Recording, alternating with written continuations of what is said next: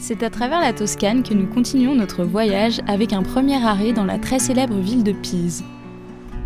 Donc là, on se rend à Pise pour aller visiter la place des Miracles. C'est la place où se regroupent plusieurs monuments emblématiques de la ville. On pensait monter dans la tour de Pise, c'est 20 € par personne. On trouve ça trop cher. Du coup, pas grave, on va visiter la ville, les alentours. Autrefois puissance maritime, elle est aujourd'hui l'un des sites les plus visités d'Italie. Des centaines de visiteurs se contorsionnent pour obtenir la meilleure photo de la tour. Certains prennent cela très au sérieux. On est au kilomètre, Nadia. Avant, c'était demain. Et pas en même temps, réfléchis. Il faut pas que tu prennes les positions aussi compliquées pour que ce soit simple.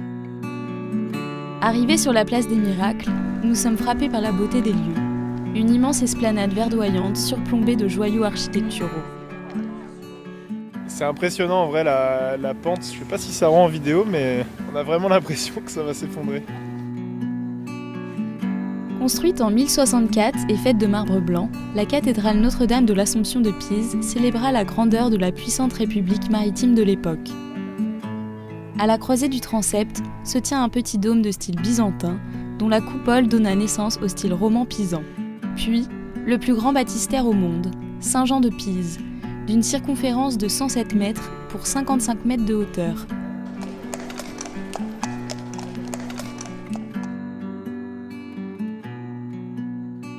Mais Pise tire surtout sa réputation d'un projet bancal, sa fameuse tour en marbre penché qui n'est autre qu'un campanile de style roman, destiné à recevoir les cloches de la cathédrale.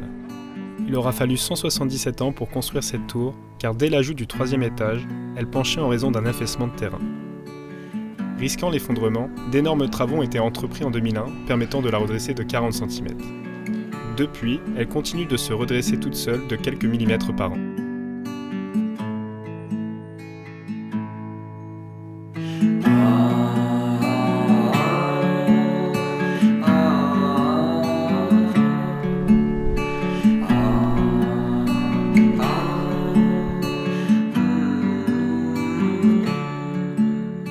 Voilà, ça doit faire à peu près une semaine qu'on est en Italie et pour l'instant on n'a pas eu une goutte de pluie. Là on a trouvé un spot en plein milieu de la Toscane à 45 minutes de Florence qu'on va visiter très prochainement.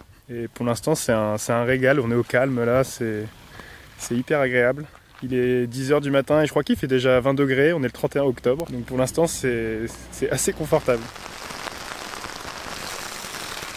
Aujourd'hui, on est sur une journée de pluie. On a sorti le haut vent pour se mettre un petit peu à l'abri et on espère que demain il fera un petit peu meilleur temps. Là, Jérémy commence à être malade, il n'arrête pas d'éternuer, le pauvre. Et hier, beaucoup de personnes étaient présentes pour ce week-end de la Toussaint. On a vu plusieurs personnes récolter des olives. Et on a demandé, il s'agit d'olives pour confectionner de l'huile d'olive. Et non pas pour les manger à l'apéro.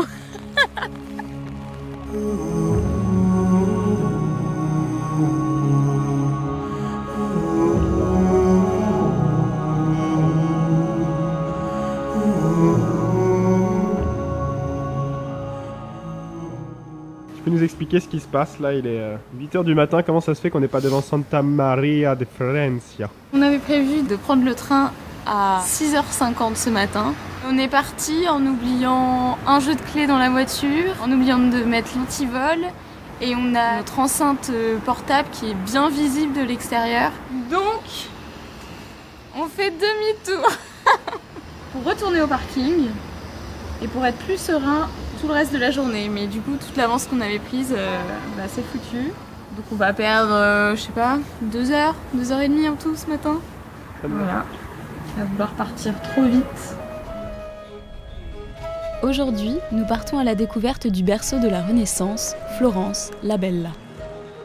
Ça y est, on est à Florence, dans la capitale de la Toscane en Italie. C'est une ville très célèbre. C'est le fief de la Renaissance et la ville dans le monde dans laquelle on peut voir le plus d'œuvres d'art de cette époque. Il y a de nombreux musées et de nombreux monuments que l'on peut observer dans toute la ville.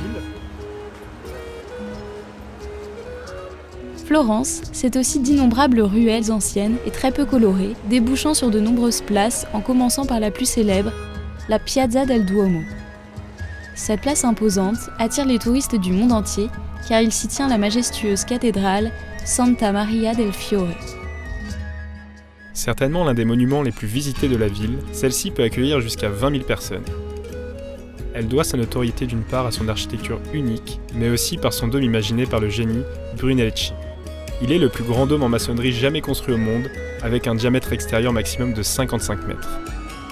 La beauté de ses marbres verts, roses et blancs, les détails des sculptures ornant la façade, sa tour sublime, nommée le Campanile di Giotto, et son dôme visible du bout de nombreuses ruelles de la ville, en font le monument de Florence le plus mémorable à nos yeux. Nous passons devant de nombreuses boutiques de souvenirs, de traditionnels artisans glaciers et vendeurs de maroquinerie. Ici, tout semble tourner vers le tourisme. C'est la plus heureuse. C'est toi le plus heureux.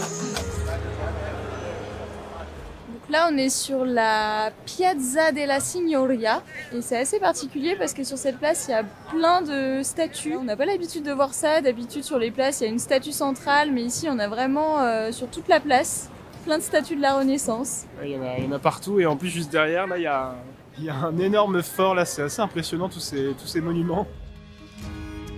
Nous déambulons au milieu de ces joyaux artistiques devant lesquels nous prenons plaisir à admirer tout le talent des maîtres de l'époque.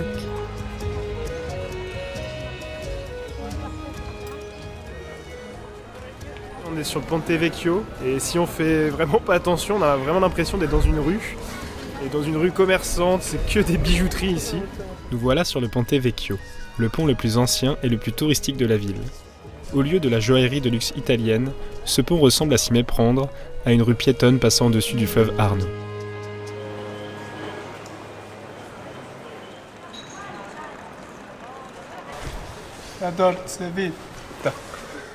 Ça reste quand même un endroit très touristique. Beaucoup de monde dans les musées, beaucoup de monde qui fait la queue devant les différents monuments. C'est un côté très, très ancien, c'est assez sombre aussi comme ambiance.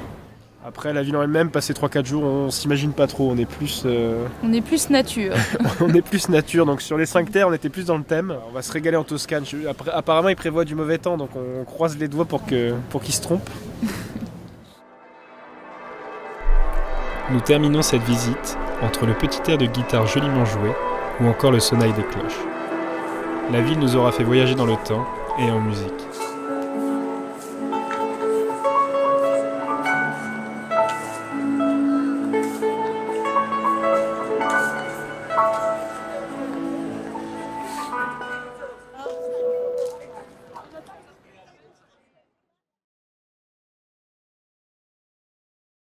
La Toscane, pays du vin italien avec ses quelques 85 000 hectares de vignes.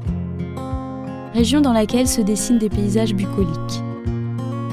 Sur les collines douces et dans les petits interfluves se dressent les parfaites rangées de cyprès, ces emblèmes pointus de la région qui rythment le paysage automnal. On voit des énormes tonneaux posés un peu n'importe où, des bouchons en liège, taille humaine. Je crois que le vin c'est une religion là dans le coin. En tout cas on s'enfonce dans la Toscane et on a les yeux toujours à travers la fenêtre parce que c'est splendide là, il y a des oliviers partout, des vignes partout, grande villa entourée des sympas pointus là, c'est magnifique. Des centaines de villages pittoresques aux allures de petites cités médiévales nous détournent de notre route. Nous sommes attirés par les enceintes et les tours en pierre dont elles regorgent. Et nous sommes également séduits par les charmantes habitations rurales de ces petits bourgs médiévaux. On a rencontré un habitant de la ville de Florence dans le magnifique village de Montefiorale qui nous expliquait que les habitants en ont un petit peu marre d'habiter dans cette ville à cause du tourisme de masse et il disait que tout tournait autour et qu'il y a tellement de millions de visiteurs chaque année qu'il n'y a plus assez d'infrastructures pour les habitants, il n'y a pas assez de parking, etc. Et il nous a dit par contre que ses parents habitaient à Montefiorale qui est dans la campagne profonde. Ce village était vraiment magnifique à voir donc on fait un petit tour.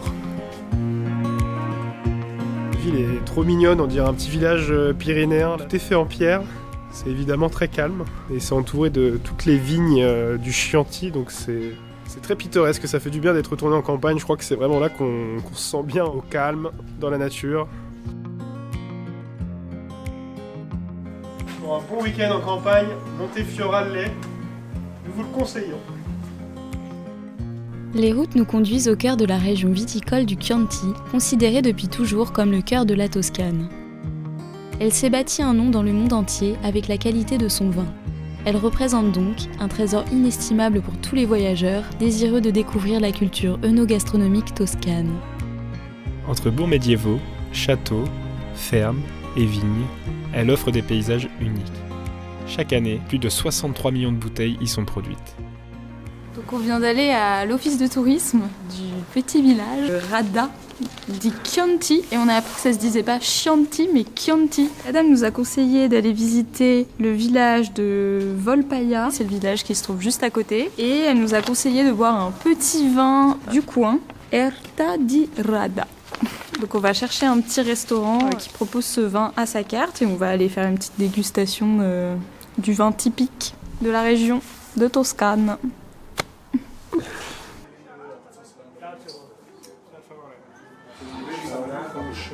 On va déguster le Chianti au Chianti. Dans un petit bar typique, je pense qu'il nous a servi du bon.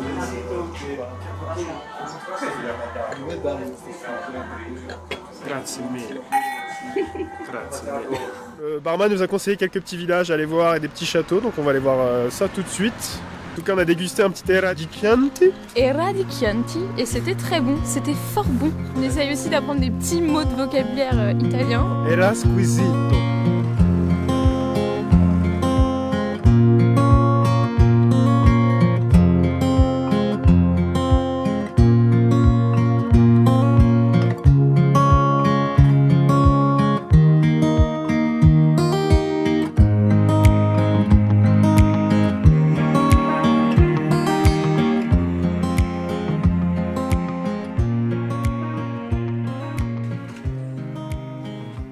Ça y est, on a fait un petit plein d'eau, on a fait le tour du village Volpaia.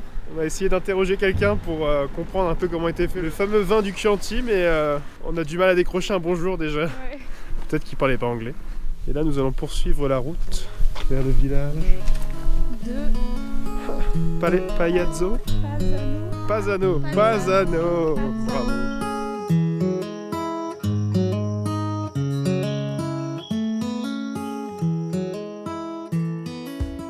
Bon alors quand on est à l'étranger, il y a une chose qu'on adore faire quand on va aux courses. On adore découvrir les nouveautés, enfin les petits gâteaux, les trucs qu'on n'a pas chez nous. Donc là, aujourd'hui, on a ramené des petits roulés à la noisette et ça. Donc on va goûter ça et voir si c'est bon. On sent vraiment la noisette dans ce gâteau, on sent que c'est vraiment travaillé.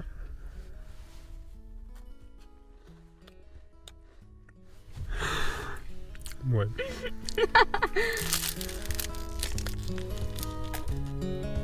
Ouais, c'est bon ça. J'apprécie. San Gimignano, à mi-chemin entre Florence et Sienne, surnommée Ville des Belles Tours ou encore Manhattan médiévale. Entourée d'un mur d'enceinte bien conservé, elle est encadrée de 14 tours médiévales qui dominent ce grand village de 8000 habitants. Tout est en vieille pierre, on dirait encore une fois de plus que le temps s'est arrêté ici il y a 1000 ans. En tout cas, c'est très calme. Je pense que l'été, ça doit être blindé parce que franchement, c'est magnifique. Ce nombre de tours n'est pas anodin, et l'histoire nous raconte que deux familles rivales qui vivaient au XIVe siècle se sont lancées dans une lutte pour celle qui construirait la maison tour la plus haute. Posséder une tour était un symbole de richesse et de pouvoir. À la fin du siècle, la ville dénombrait pas moins de 72 tours. Voilà, on s'aventure dans les petites rues dans le plus grand des hasards, comme d'habitude, on serpente.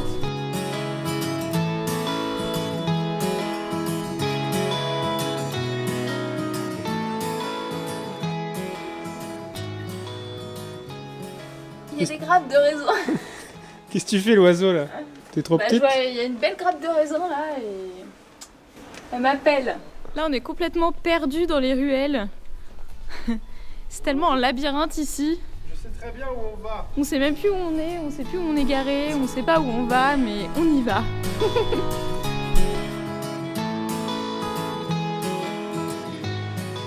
Nous nous retrouvons sur la Piazza della Cisterna, dans l'ombre des tours, et sur laquelle se trouve un glacier nommé à plusieurs reprises champion du monde des glaces.